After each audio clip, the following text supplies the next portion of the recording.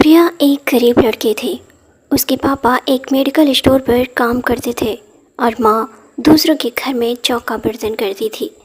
प्रिया अपने माँ बाप की इकलौती बेटी थी। उसके माँ बाप ने उसे बड़े ही लाड प्यार से पाला था। वह चाहते थे कि प्रिया पढ़ लिख कर बड़ी अफसर बने, जिससे उसके सिर से गरीबी का कलंक मिट जाए। प्रिया ने जब 10वीं का इम्तहान पास किया तो उसके माँ बाप बहुत ही खुश हुए। उन्होंने कस्बे के एक इंटर कॉलेज में उसका नाम लिखवा दिया। इंटर कॉलेज उसके घर से थोड़ी दूरी पर था, इसलिए उसके माँ बाप ने किसी तरह से पैसों का जुगाड़ करके उसके लिए एक पुरानी साइकिल दिला दी, जिससे प्रिया को स्कूल जाने में कोई परेशानी ना हो। प्रिया जब साइकिल पर बैठकर स्कूल जाती तो उसे लगता कि वह जैसे आसमान में उड़ रही हो। ये उसका बहुत पुराना सपना था जो उसके माँ बाप की वजह से पूरा हुआ। इसलिए वह रोज़ समय से स्कूल पहुंच जाती और मन लगाकर पढ़ाई करती। लेकिन एक दिन प्रिया की ज़िंदगी में एक नया मोड़ आया।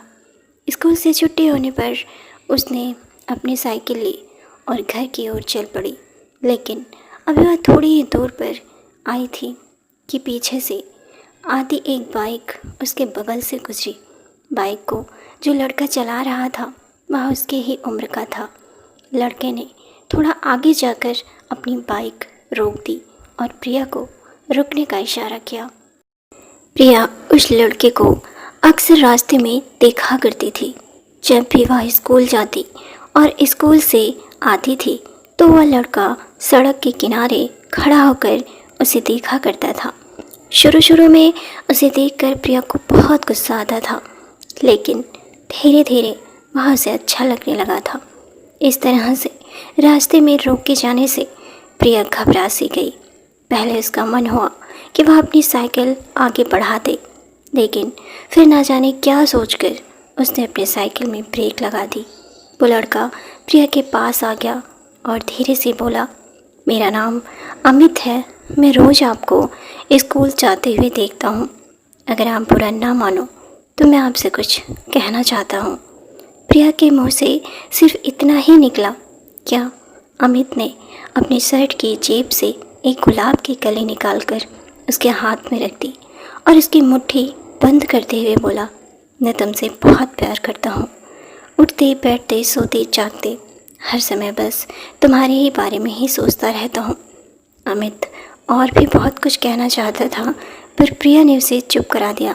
फिर अमित ने प्रिया की आंखों में आंखें डालकर पूछा, तो आपको मेरा प्यार कबूल है?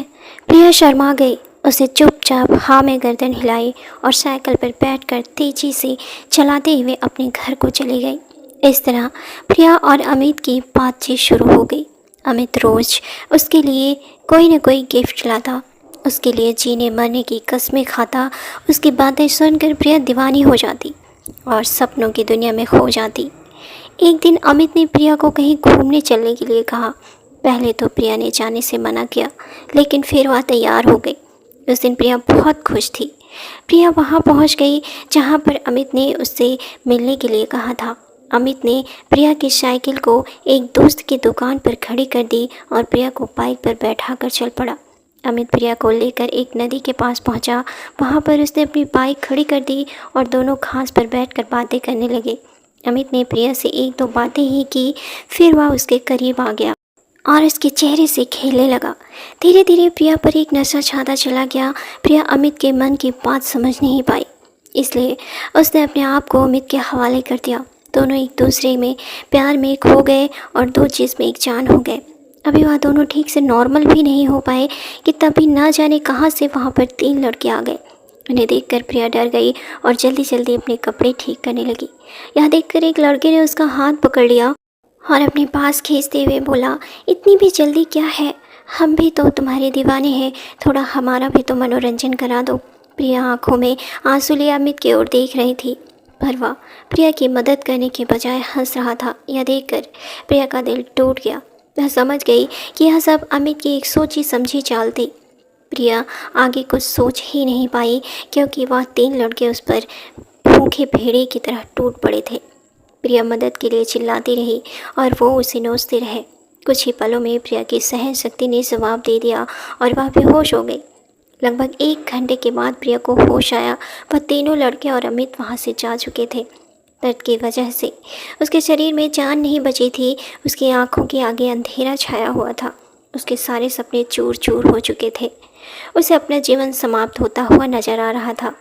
प्रिया सोच रही थी कि क्यों मैंने अमित की बातों पर विश्वास किया, क्यों मैं उसके साथ बस्ती से इतनी दूर यहाँ आ गई।